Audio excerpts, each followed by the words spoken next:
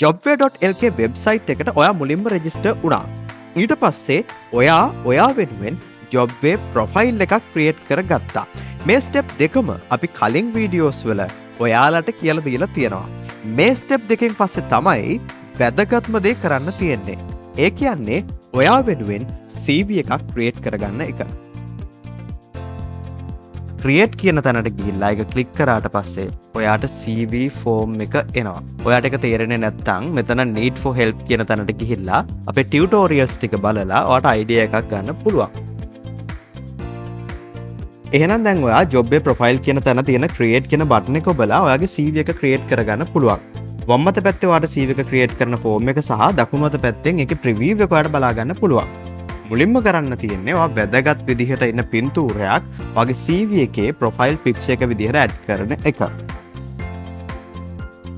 ඊට පස්සේ තියෙන්නේ ඔයාගේ personal details add කරන එක. ඔයාගේ personal details add කරාට පස්සේ ඔයාට තියෙන ඔයාගේ educational qualifications add කරන එක. ඒක තමයි මුලින්ම කරන්න ඕනේ. ඔයා අවසාන වතාවට ඉගෙන ගත්ත තැන. නැත්නම් ඔයා ඩිග්‍රී එකක් කරා නම්, ඔයා කෝස් එකක් කරා නම්, ඔයා අවසාන වතාවට කරපු දේ තමයි මුලින්ම add කරන්න ඕනේ.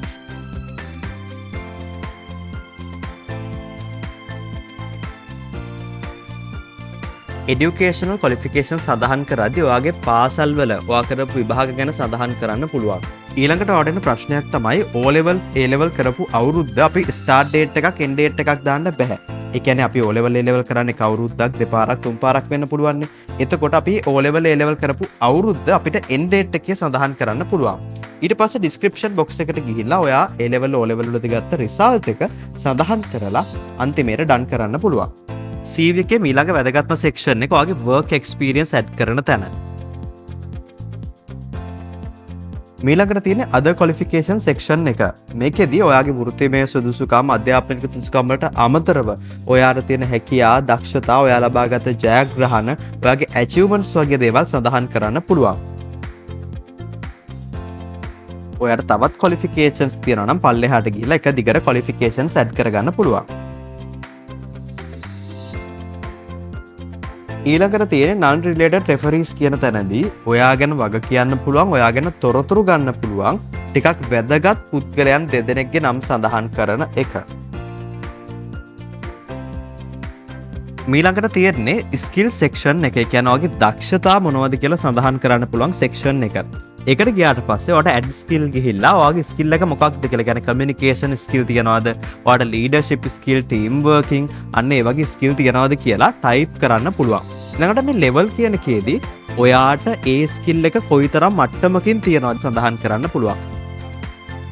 ඊළඟට language කියන section එකේදී ඔයාට පුළුවන් ඔයාට කතා කරන්න පුළුවන්, ඔයාට භාවිතා කරන්න පුළුවන් භාෂාවන් මොනවද කියලා සඳහන් කරන්න. මේ තමයි ලස්සනට ක්‍රියේට් වෙලා තියෙන ඔයාගේ CV එකේ output එක. මේකේ තව දේවල් add කරන්න, change කරන්න තියෙනවා නම් මේ උඩ තියෙන pencil icon එකට ගිහිල්ලා ඔයාට පුළුවන් ඒක edit කරගන්න. ඒ කියන්නේ මොකක් හරි spelling mistake එකක් හරි details add වෙලා නැත්නම් ඔයාට add කරගන්න පුළුවන්. දැන් ඔයාට පුළුවන් go back වෙලා jobway interface එකට යන්න. ඉතින් දැන් ඔයාට පේන ඔයාගේ මේක සම්පූර්ණ වෙලා තියෙනවා. ඒ කියන්නේ 95ක් කියන්නේ ඔයාට තවත් සම්පූර්ණ කරගන්න, add කරගන්න දේවල් තියෙනවා.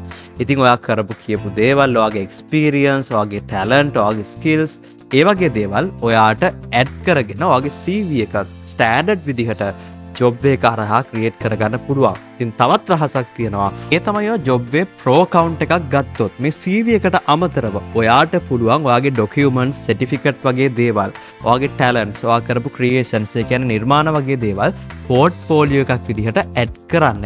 අපි ඔයාට මේ දේවල් ගැන ඉස්සරහට කියා දෙන්න සූදානම්. ඉතින් ඊට කලින් ඔයා ජොබ්වේ account එකෙන් නොමිලේම ඔයා වෙනුවෙන් CV එකක් හදාගන්න. ඉතින් ජාත්‍යන්තර ප්‍රමිතියෙන් යුක්තව ඉතාම අඩු කාලයකින්, ඒ කියන්නේ මිනිත්තු ගාණක් ඇතුළත ස්ටෑන්ඩඩ් CV එකක් ඔයාට jobway.lk වෙබ්සයිට් එක හරහා ක්‍රියේට් කරගන්න පුළුවන්.